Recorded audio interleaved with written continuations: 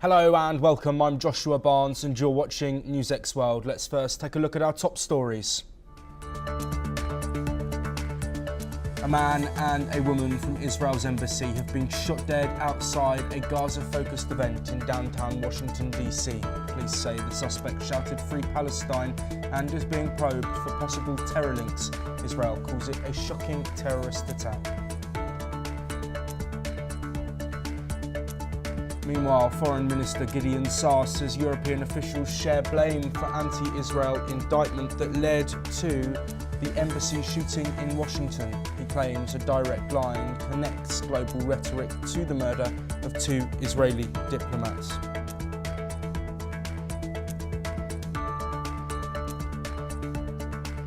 Israel says 100 aid trucks crossed into Gaza, but the UN reports no relief has reached those in need due to distribution issues. Netanyahu offers a limited ceasefire for hostage deals, but vows to continue military operations to gain full control of Gaza. Indian Prime Minister Narendra Modi says Pakistan will not receive water from rivers India controls following a deadly attack in Kashmir. The move comes after India suspended a crucial water-sharing treaty, deepening tensions between the nuclear neighbours. Donald Trump has accused South Africa of white genocide and land seizures, claims widely rejected as false and racialised. Ramaphosa tries to repair ties in Washington DC amid aid cuts, diplomatic rifts and support from billionaire Rupert back home. Moscow says it has intercepted 105 Ukrainian drones, including dozens targeting the capital as frontline fighting intensifies. This comes amid global talks on how to end Europe's deadliest conflict since World War II. A UK High Court judge has issued an injunction halting a sovereignty deal with Mauritius over the Chagos Island. The move temporarily stalls plans to transfer control while preserving the future of the Diego Garcia military base. 21 people have been trapped in southern China after torrential rain triggered landslides in the Guizhou province. The military have been deployed to assist in rescue efforts, with authorities warning of geological risks in nearby regions. We start this hour as two Israeli embassy staffers known for their commitment to Israel-Palestine dialogue were fatally shot by a lone gunman in Washington, D.C. The attack took place outside the Capitol Jewish Museum, just 1.3 miles away from the White House. According to Washington Metropolitan Police Chief Pamela Smith, the suspect opened fire on a group of 4 people with a handgun, striking the 2 victims. Eyewitness reported the man pacing nervously outside the museum prior to the shooting. Authorities have identified the suspect as 30-year-old Elias Rodriguez from Chicago. While in custody, he reportedly chanted "Free Palestine" repeatedly. Israeli Prime Minister Benjamin Netanyahu condemned the attack as a horrific anti-Semitic shooting and said the murders reflect the tragic cost of anti-Semitism and ongoing incitement against Israel. He emphasised that blood libels against Israel are costing blood and vowed to fight such hatred to the bitter end. US President Donald Trump has expressed his condolences for the families of the victims in a Truth Social post and said that hatred and radicalism have no place in the USA. Ukraine expressed shock and condolences on social media, joining a chorus of international outrage. China also condemned the attack but urged all sides, particularly Israel, not to take escalatory steps.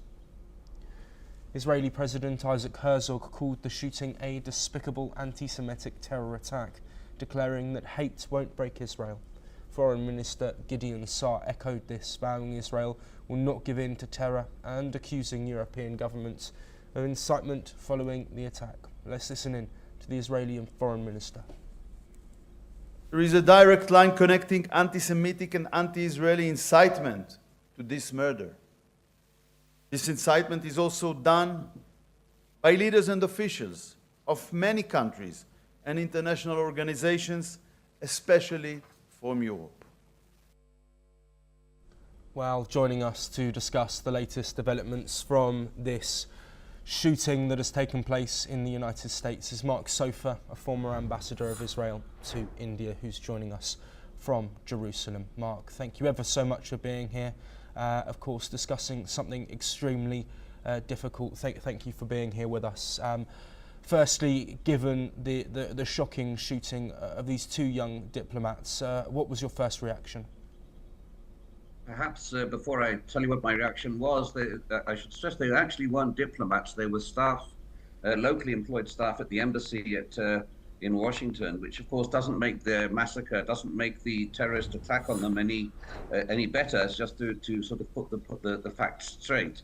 Having said that, I don't always agree. In fact, I very rarely agree with the Prime Minister and Netanyahu. But in this particular instance, I must say it wasn't an anti-Israel shooting. It happened to be that their two were working at the embassy, but point to tell, it was outside a Jewish museum, and the terrorist killer just was aiming to kill as many Jews as possible. It wasn't directed even at Israel. But I do think that one has to make the distinction, and I'm not sure that even here in Israel we always do, between valid criticism of Israel and incitement against Israel, and especially incitement against Jews.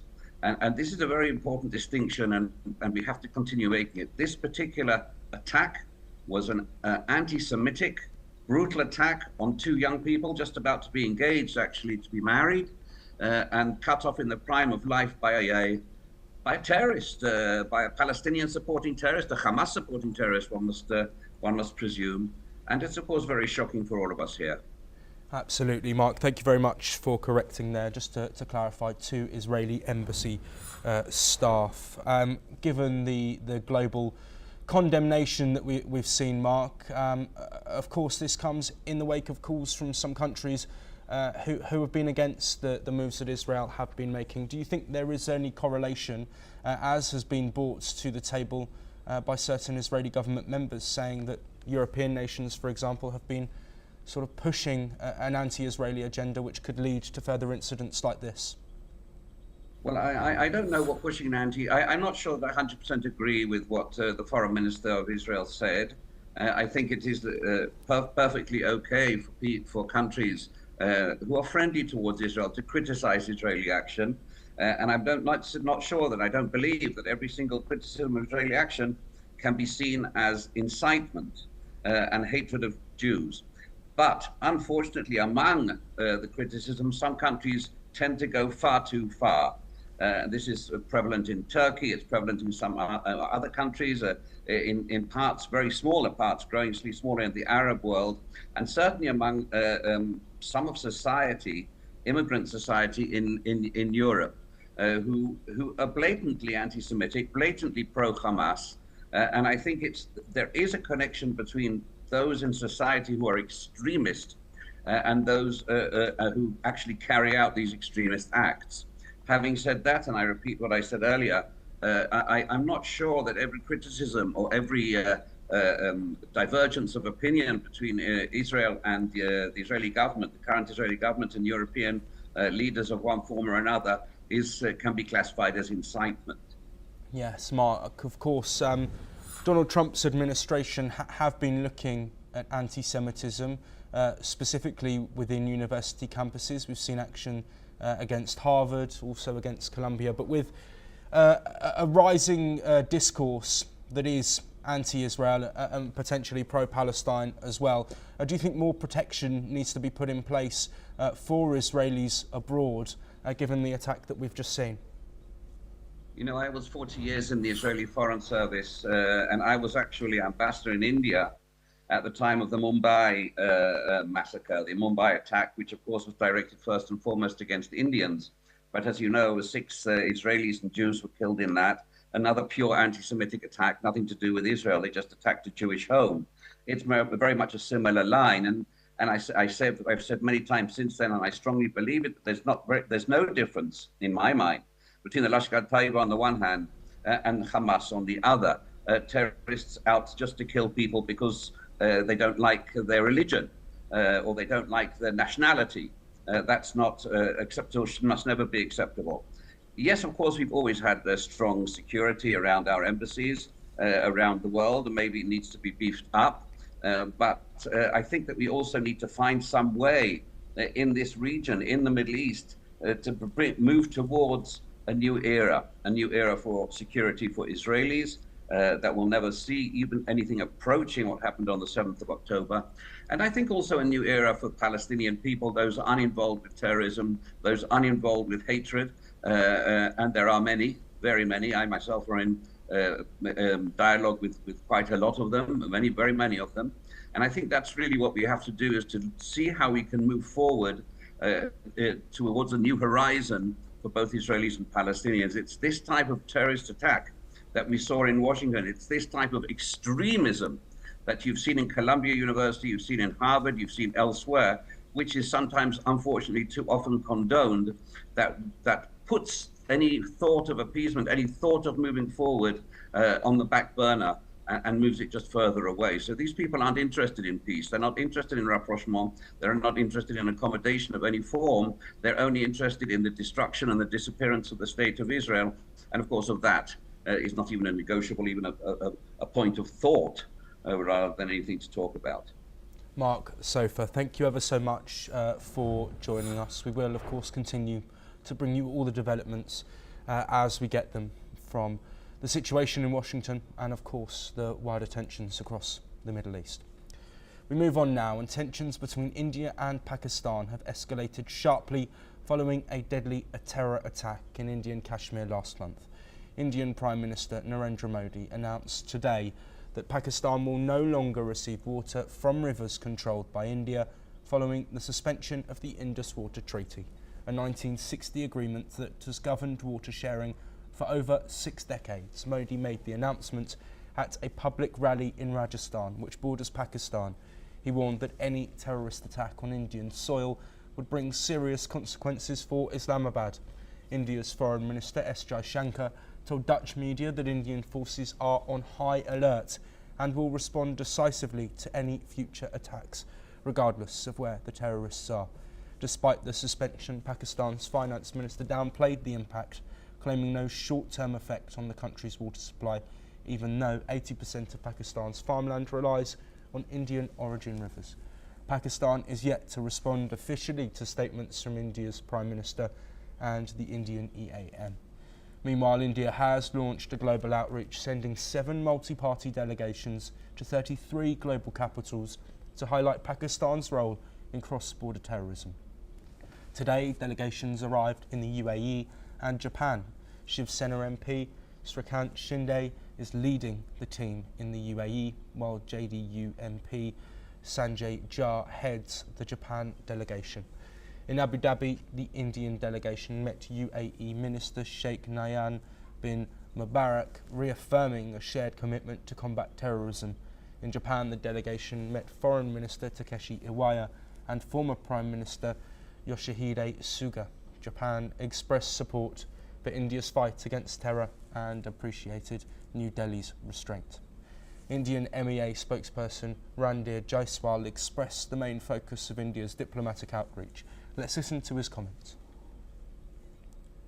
On the multi-party delegation, you have received information through PIB press releases. In all, there are 7 multi-party or all-party delegations that have gone or would be going. 3 of these have departed. One, in fact, departed this morning to Russia. From there, they will travel to other countries, including Slovenia, Greece, Latvia, and Spain. 2 groups, one to Japan, left yesterday, and that group will be traveling from Japan to South Korea, Indonesia, Malaysia, and Singapore. And the third group, the second group which left yesterday, was to the United Arab Emirates. They will also further be traveling to DRC, that is Democratic Republic of Congo, to Liberia, and to Sierra Leone. 4 groups are to travel shortly. 3 groups will be leaving on 24th, and this is to the United States, one country, several other countries along with it. Then there are a group which will go to South Africa, to Ethiopia, Algeria, and Egypt, these 4 countries. And then the 7th group will travel on 25th. They'll go to Europe, to France, UK, Germany, Brussels, and then.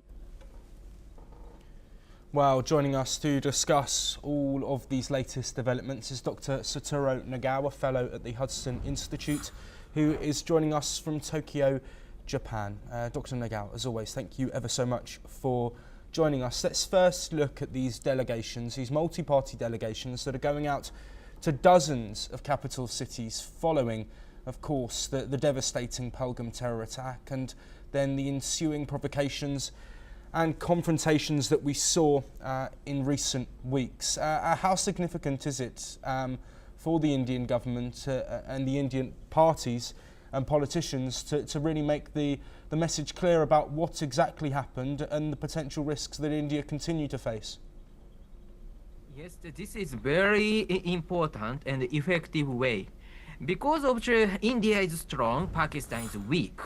Pakistan tried to invite other country to fill the gap that is foreign countries. So that's why if India persuade other country do not support Pakistan and support India, this is effective way to deal with Pakistan's effort to invite other country as a group of against India.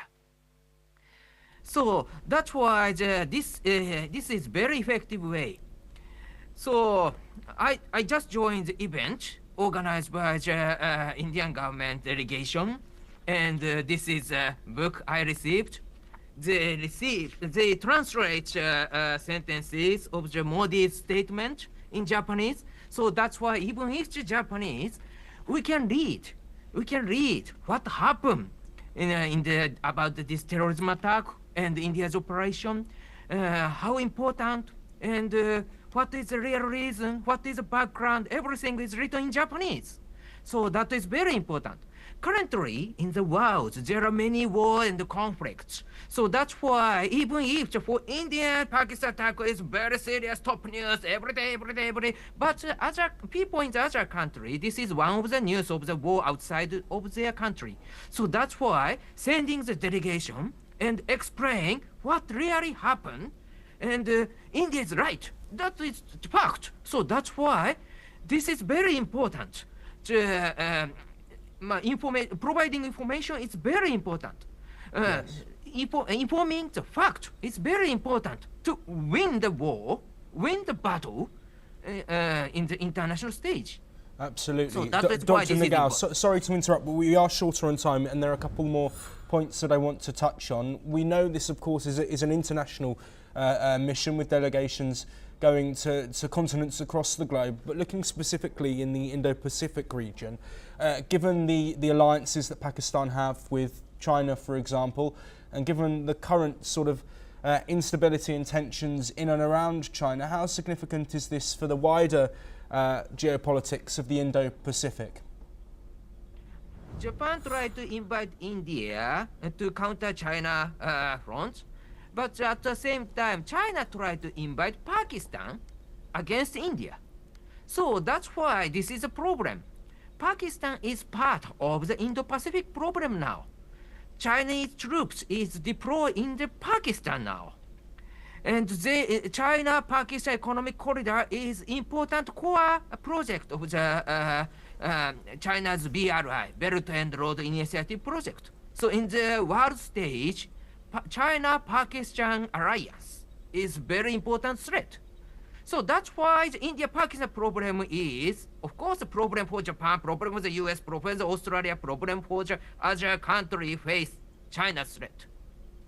So in this case, but the lack of the information is a matter. So that's why the delegation visit this country and provide a proper information and persuade them to join. That is very important.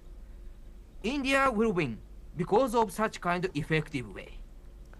Yes. Thank you very much. Absolutely. Dr. Nagawa, let's finish off briefly by touching on the Indus Water Treaty. Of course, Narendra Modi has made it clear that no water from rivers that India controls will head into Pakistan. What's the significance of this statement?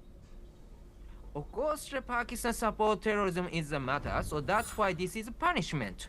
And the punishment will resolve through dialogue, I think. So that's why the Pakistan should say it, should apologize, and they try to crack down their friend, which is terrorist, who is a terrorist. So that's why the Pakistan crack down terrorists and separate from them and cooperate with India. That is the right way, I think. So that's why through the negotiation, they should resolve the problem.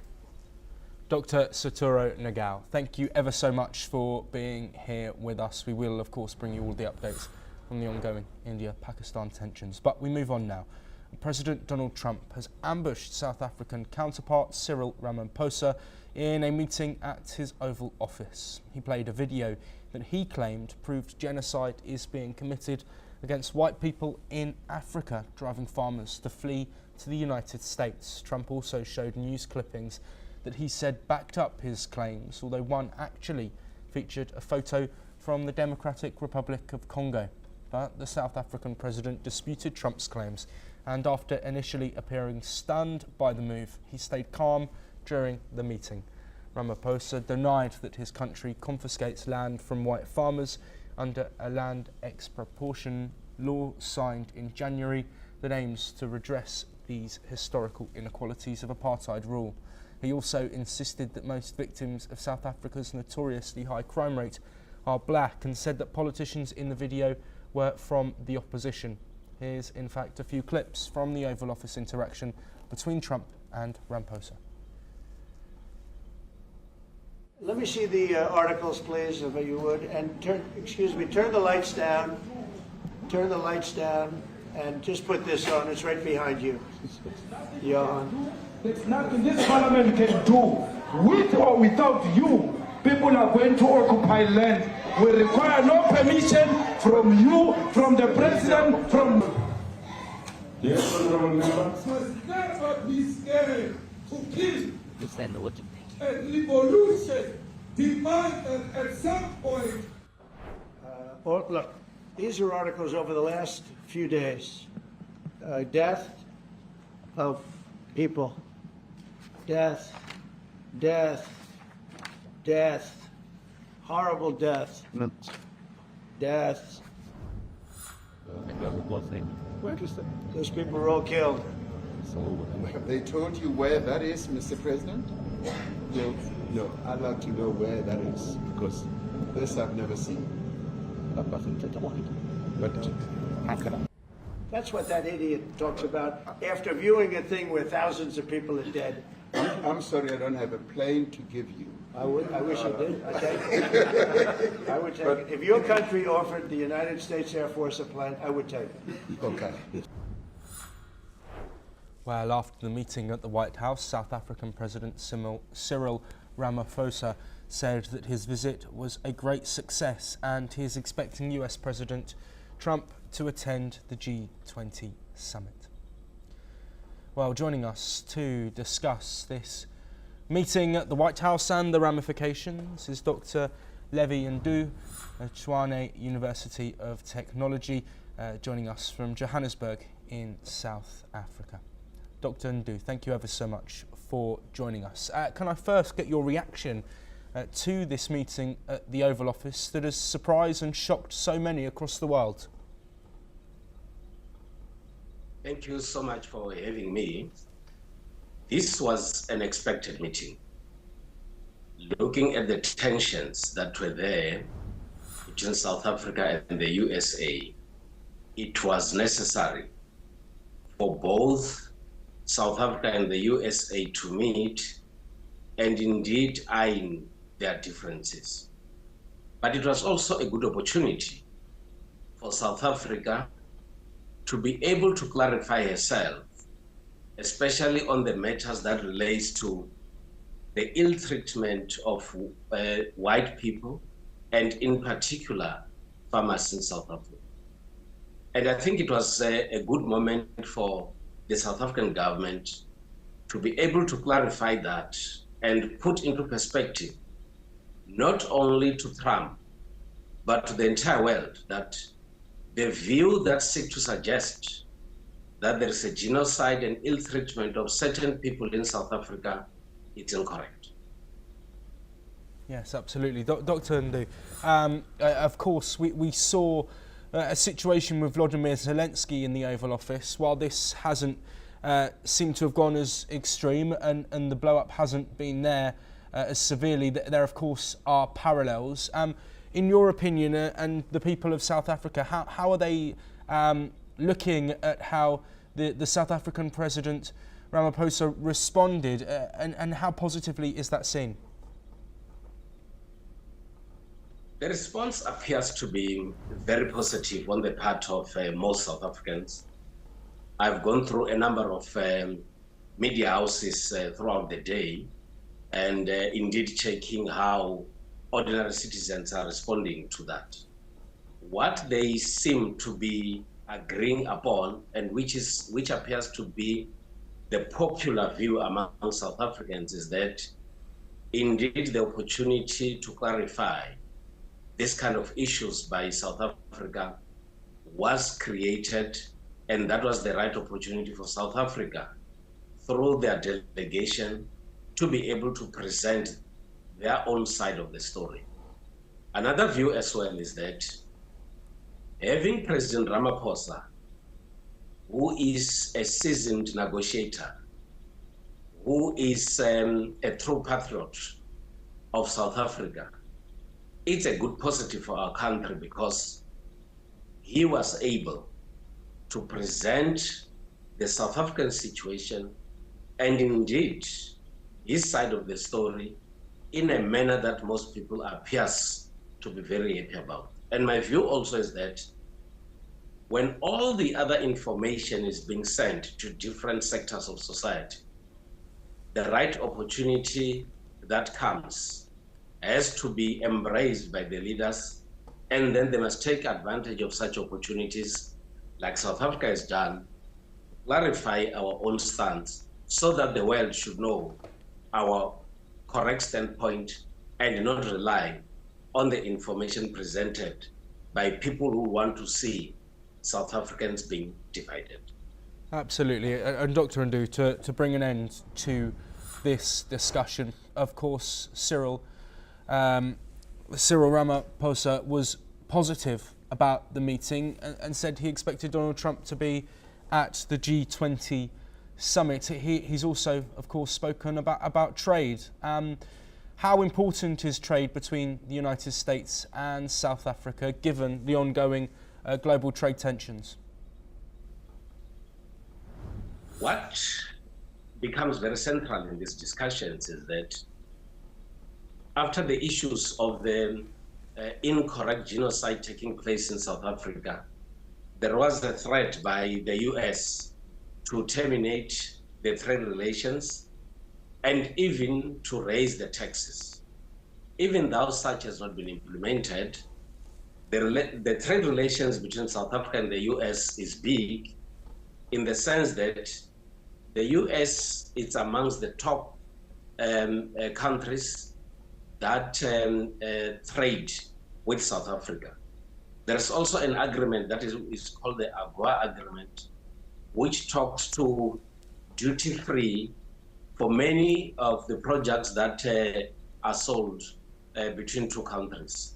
And if that is affected, it has a potential to negatively affect the South African economy. So my view is that President Ramaphosa and Trump should be able to maintain the trade relations that was there and ensure that the trading relationship between the two countries continues, because in that, most citizens do benefit. Absolutely. Dr. Levi Ndu, thank you ever so much for joining us. That is unfortunately all we have time for, but we will be back with more of your latest breaking news from across the world very soon.